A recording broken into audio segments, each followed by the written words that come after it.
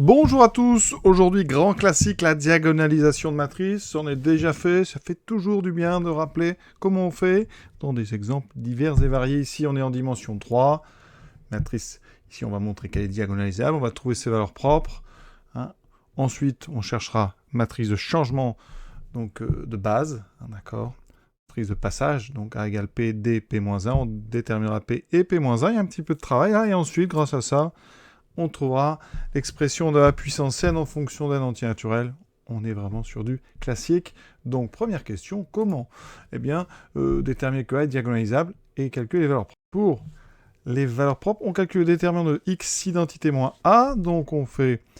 Alors, on va faire donc x et ensuite moins 1. Et on oppose tout le reste. 1, moins 2, moins 10. Donc, x moins 6, 8, 2, 1, x moins 5. On n'a plus qu'à calculer ce déterminant. Alors surtout, on ne calcule pas avec les règles de Serrus parce que ça va le développer. C'est un résultat qui donne un x au cube.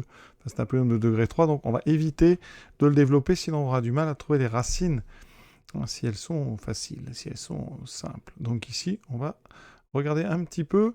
Donc on va faire apparaître des zéros, classiques.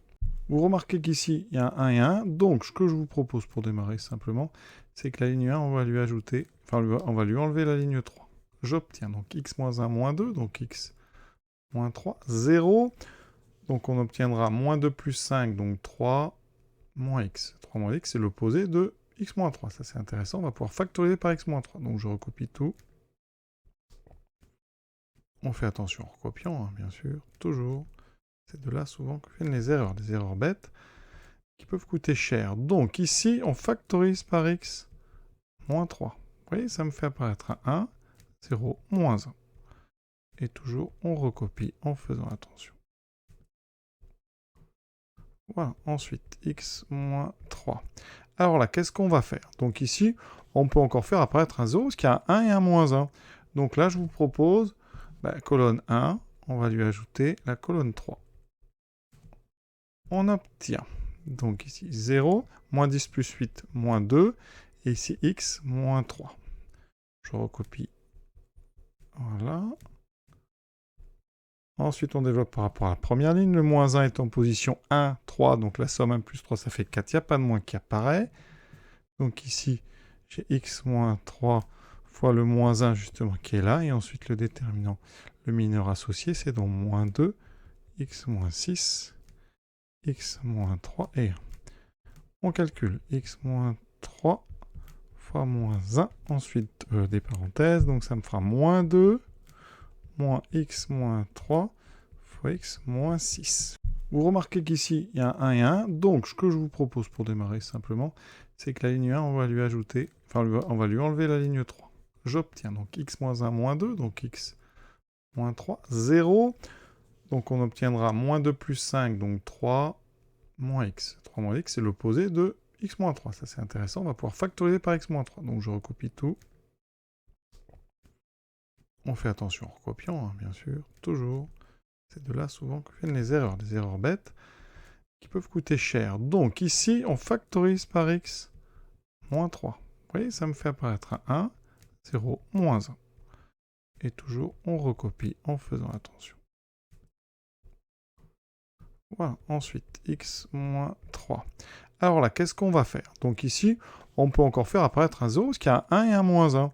Donc là, je vous propose, colonne 1, on va lui ajouter la colonne 3. On obtient, donc ici 0, moins 10 plus 8, moins 2, et ici x, moins 3. Je recopie. Voilà. Ensuite, on développe par rapport à la première ligne. Le moins 1 est en position 1, 3, donc la somme 1 plus 3, ça fait 4. Il n'y a pas de moins qui apparaît. Donc ici, j'ai x moins 3 fois le moins 1, justement, qui est là. Et ensuite, le déterminant, le mineur associé, c'est donc moins 2, x moins 6, x moins 3 et 1. On calcule x moins 3 fois moins 1. Ensuite, des parenthèses. Donc, ça me fera moins 2 moins x moins 3 fois x moins 6. Donc, j'ai x moins 3 fois moins 1. Ici, moins x carré, 6x moins 3x, donc moins 3x. Ensuite, plus 18, moins 18, moins 18, moins 2, moins 20. Alors, si vous voulez trouver les racines évidentes, on va multiplier ici ce moins 1 là-dedans, ça fait x carré. Plus 3x, plus 20. Alors, les racines évidentes, est-ce qu'il y en a? Ici, on peut gagner un petit peu de temps. Donc, ce moins 1, je le multiplie par parenthèse, ça fera donc plus 1. Et ici, plus. Comme ça, on gagne un petit peu de temps. Ça fait x moins 3 fois donc x carré. Moins 6 moins 3, moins 9x. 18 et 2, 20. Plus 20. Alors, des racines évidentes, est-ce qu'on en a? Alors, on essaie les diviseurs de 20. Par exemple, 4. 4 et 4, 16 et 20, 36. 4, 9, 36. Donc, c'est factorisable par x moins 4. Et donc, forcément, eh bien, l'autre, ça sera moins 5 pour qu'on ait moins 4 fois moins 5 qui fait 20. Donc, on a donc 3 valeurs propres. Donc, le spectre de A est donc composé de 3 valeurs propres. 3, 4 et 5. On a un peu une caractéristique, donc scindé à racine simple, un spectre en dimension 3 avec 3 valeurs propres différentes. Donc, eh bien, notre endomorphisme, enfin, notre matrice est diagonalisable. Donc, A est diagonalisable. Si vous avez, je répète donc, un polynôme caractéristique scindé à racine simple, c'est une condition suffisante pour que ça soit diagonalisable. En plus, ici, on a 3 valeurs propres. Donc, chaque sous-espace propre a au moins une dimension de 1. Et comme on est en dimension 3, c'est bon. Chaque valeur propre a un espace propre qui est de dimension la multiplicité de la racine, puisque c'est 1. Donc, maintenant, on va partir à la recherche donc, des autres éléments propres, c'est-à-dire les sous-espaces propres. Donc, cherchons E3, c'est-à-dire le caire de A moins 3 identité, 3 de identité de I3. Donc pour ça, eh bien, on va écrire un petit système, d'accord? Alors je vous l'écris, c'est-à-dire on cherche les A, donc X, Y et Z, qui sont égaux à 3 fois X, Y et Z. Donc si on met tout de l'autre côté, on enlève 3 à la diagonale de A et on a un système tout de suite très simple qui donne donc x moins 3, donc moins 2x, moins y plus 2z égale 0. On recopie 10x, 6y moins 3y, il me reste 3y moins 8z égale 0. Ici, moins 2x moins y, 5z moins 3z, il me reste 2z égale 0. Vous remarquez qu'il y a deux équations, la dernière et la première, qui sont les mêmes. Donc ça veut dire qu'il ne me reste plus que 2. Alors c'est normal, puisque on cherche, on sait, un espace de dimension 1. Donc c'est une droite vectorielle qu'on cherche. On a devant nous deux équations de plan vectoriel donc qui s'intersectent selon une droite, puisqu'ils ne sont pas parallèles, ça se voit ici. Donc comment on va faire? Eh bien il faut tout simplement exprimer donc les deux inconnus en fonction d'une troisième. D'accord? Donc ici par exemple, on va combiner pour faire disparaître quelque chose. Alors qu'est-ce qu'on peut faire? On peut faire par exemple ligne 2 plus 5 fois ligne 1. J'obtiens donc ici 10x plus 10x, moins 10x, ça fait 0. 3y moins 5y, ça fait moins 2y. Moins 8z plus 10z plus 2z égale 0. Ça veut dire qu'ici, on trouve que y égale z. Donc je vais trouver ensuite x, moins 2x égale y moins 2z. J'ai donc trouvé y égale z. On va tout exprimer en fonction, par exemple, de z. Je trouvais donc moins 2x égale. Alors, je remplace donc, ça fait moins z. Donc ici, un y. Je fais donc z, moins 2z, moins z. Ça veut dire que x égale la moitié de z et y égale à z. Donc, ça veut dire que mon espace propre associé à valeur propre 3, c'est donc le vectoriel de l'élément ici. Donc, je prends z égale 1, j'aurai y égale 1 et j'aurai x égale 1 demi. Voilà. On passe à E4, donc toujours même principe. On va résoudre un système. Ici, on enlève la diagonale finalement. Donc, moins 4x, donc on aura 1 moins 4, donc moins 3x, moins y plus 2z égale 0. 10x, 6 moins 4, donc 2y moins 8z égale 0. Moins 2x moins y, 5 moins 4, 1, donc plus z égale 0. Ici, voilà. On résout ça, donc on cherche encore une fois un espace de dimension 1. Alors, qu'est-ce qu'on peut faire? On va combiner les lignes entre elles. Ensuite, ici, on va faire par substitution. Donc, la première ligne me dit que y, c'est donc moins 3x plus 2z. Je substitue dans les autres, d'accord? Donc, 10x plus 2y, donc moins 6x plus 4z, moins 8z égale 0. Il faut aller très doucement. Moins 2x, donc plus 3x moins 2z, plus z égale 0. Vous voyez, j'ai éliminé y dans les deux dernières. Et si tout se passe bien, les deux dernières devraient donner des lignes qui sont à peu près les mêmes. Donc ici, 10, ça fait 4x, moins 4z égale 0. Et ensuite, x, moins z égale 0. C'est parfait parce que les deux m'amènent à x égale z. D'accord? Et donc y égale, alors je vais tout exprimer en fonction de z encore une fois. Donc moins 3 plus 2, y égale moins z. Conclusion, donc E4, ça sera donc le vectoriel. Alors je prends donc z égale à 1, x me donne 1 et y me donnera moins 1. Pour E5, vous voyez, c'est la même chose à chaque fois, sauf qu'ici on enlève 5 à diagonale, donc j'obtiens moins 4, j'obtiens plus 1, j'obtiens ici 0. Donc il n'y a plus de z dans la dernière ligne. Donc c'est très bien, on va s'en servir. Alors ici, donc, petite substitution, y vaut donc moins 2x. Donc on va enlever y partout, ça me fera moins 4x. Donc moins, donc plus 2x, plus 2z égale 0. Ensuite, 10x moins 2x moins 8z égale 0. Comme tout à l'heure, les deux premières lignes doivent me donner la même information puisqu'on cherche un espace de dimension 1. J'ai donc moins 2x plus 2z égale 0. Ça veut dire que x égale z. Ici, j'obtiens 8x moins 8z égale 0. C'est parfait. J'obtiens cette fois-ci x égale z, y égale moins 2x. Alors cette fois-ci, donc E5 sera donc le vectoriel de... Alors je vais choisir x, hein, x vaut 1, y me donnera moins 2 et z vaudra 1. Voilà. On a donc nos éléments propres, les valeurs propres et leurs sous-espaces propres associés, tous de dimension 1. Alors pour les matrices P et P-1, on va changer de base. On se place dans la base bêta', epsilon 1, epsilon 2, epsilon 3 avec epsilon 1, epsilon 2, epsilon 3 qui sont les trois vecteurs qui engendrent mes trois sous-espaces propres, vous voyez. Alors ça, c'est important, la matrice de passage, ben vous mettez, c'est tout bête, vous mettez les coordonnées en colonne. Voilà. Ça sera la matrice P. Et maintenant, il va falloir calculer son inverse, P-1. Et pour ceux qui aiment les coefficients entiers, on peut, hein, ici, au lieu de prendre epsilon 1 égale 1 demi 1, 1, on peut le multiplier par 2. Hein. Ça engendrera quand même E1. Et on va prendre donc 1, 2, 2. Voilà. Et maintenant, il faut inverser cette matrice P. Alors, comment inverser cette matrice P? Il y a plusieurs méthodes. Je vous propose ici, pour l'instant, la formule qui dit que P-1, c'est 1 sur det de P. Voilà. Transposer la comatrice de P. D'accord? Donc, il faut d'abord le déterminant. Pour ça, méthode de Sarus, ça marche très bien. Donc, ici, on va faire d'abord la diagonale. Donc, le produit, ça fait moins 1. Ensuite, 2 fois 1, 2 fois 1. Donc, ça fait 2. 2 fois moins 2, moins 4. Et ensuite, les autres avec des moins. Moins 2. Moins 2 fois 1, donc moins 2. Et 2 fois 1, plus 2. Alors, ça me fait donc ici, moins 5 plus 2, moins 3.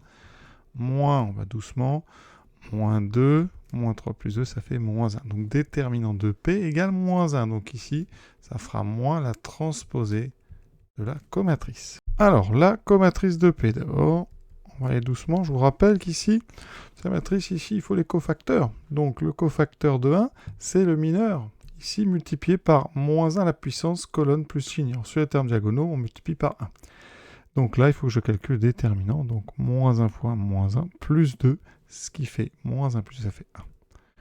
Voilà. Et on va faire pareil à chaque fois. Pour le 2, vous voyez, donc, je vais multiplier par moins 1, et je calcule le mineur. Donc, 1 fois 1, moins 1 fois 1, ça fait 0. Donc ici, en fait, on avait un 0. Ensuite, le 2, c'est position. Donc ici, on a multiplié par 1. Donc 3, 1, ça fait 4, c'est pair. Donc ici, moins 2 plus 1, ça fait moins 1. Et on attaque la deuxième colonne. Donc ici, on est sur une position avec un moins. On n'oublie pas, le mineur 2, moins, donc 2 plus 4, ça fait, donc ici, 6. Donc ça fera moins 6. Ensuite, moins 1, c'est un terme diagonal, donc on a juste à faire 1 moins 2 moins 1. Ensuite, celui-là, c'est dessous, donc attention, on multipliera par moins 1. Donc, moins 2 moins 2 moins 4, donc ça fait plus 4. Ensuite, on attaque ici. Ligne 1, colonne 3, ça fait 4, donc c'est bon. Le mineur 2 plus 2, ça fait 4. Ensuite, dessous, on aura un moins. Donc, alors il faut faire 1 moins 2 moins 1 fois, ici ça fera donc plus 1. Et le dernier, diagonale, donc moins 1 moins 2, ça fait moins 3. On a donc notre matrice des cofacteurs, donc il faut la transposer, multiplier par moins 1. Donc P moins 1, ça sera donc... Alors, on transpose, on multiplie par moins 1. Donc déjà, les termes diagonaux, on change les signes. Voilà. Ensuite, on transpose en mettant des moins. Donc, moins 6 devient 6, ici 0. 4 deviendra moins 4. Moins 1 deviendra plus 1. 1 deviendra moins 1. Et ici, on aura moins 4. Eh bien, on sait d'après le cours, ici, eh bien, A est égal à P fois D fois P moins 1, avec une matrice T diagonale, ici, qui correspond... Alors, on a mis E1, E2, E3, avec les espaces correspondant à 3, 4 et 5, donc j'aurai une diagonale 3, 4, 5. Ouais, je vous laisse vérifier que cette multiplication, elle marche bien. Et bien ensuite, comment on trouve A puissance n? Eh bien, A puissance n, c'est donc le produit de k égale à n des PD P moins 1. Ça veut dire qu'ici, vous aurez PD P moins 1. Alors, je vais faire juste le premier. Fois PD P moins 1, etc. n fois. Et il se trouve que on voit bien qu'à chaque fois P-1 et P, comme ils sont inverses l'une de l'autre, ça fait l'identité. Eh bien, il va vous rester le premier P, et par une petite récurrence, on montrerait qu'ici on aurait D à la puissance n fois P-1. À chaque fois, vous voyez, vous allez faire disparaître les P-1 et les P qui sont l'un à côté de l'autre dans les produits. Donc par associativité, eh bien, on a des identités qui apparaissent un peu partout entre chaque diagonale, et donc ça fait D fois D fois D n fois. Donc ici, si on connaît P, on connaît D, eh bien on connaît D puissance n, donc on va connaître facilement la puissance n, parce que D puissance n, comme D est une matrice diagonale, pour tout n appartenant à grand n, dn, vous le savez, c'est 3 puissance n, 4 puissance n, 5 puissance n. J'ai justement le grand intérêt des matrices diagonales, c'est qu'on peut facilement les mettre à la puissance n. Je me lance dans le produit, donc ici on a tout préparé, on bascule le moins 1, 6, moins 4, donc ici ça me fera moins 3 puissance n, et c'est tout. Dessous, j'aurai juste 6 fois 4 puissance n, et pour la dernière, j'aurai moins 4 fois 5 puissance n. Voilà, maintenant on bascule la deuxième colonne, 0, 1, moins 1, ce qui me donne donc 0. Ici, 4 puissance n, et le dernier, moins 5 puissance n. On bascule la dernière colonne, 1, moins 4, 3, ce qui me donne 3 puissance n, moins 4 fois 4 puissance n, 3 fois 5 puissance n. Il me reste la dernière multiplication et on a terminé. Et donc le résultat, donc on bascule, alors j'aurai moins 3 puissance n, plus 6 fois 4 puissance n, moins 4 fois 5 puissance n. Alors la fin n'a pas un grand intérêt, mais je vais aller quand même jusqu'au bout. Moins 2 fois 3 puissance n, ici, moins 6 fois 4 puissance n, et donc le dernier, moins, donc plus 8 fois 5 puissance n, et ensuite la dernière ligne, moins 2 fois 3 puissance n, plus 6 fois 4 puissance n, moins 4 fois 5 puissance n. Ensuite, on bascule.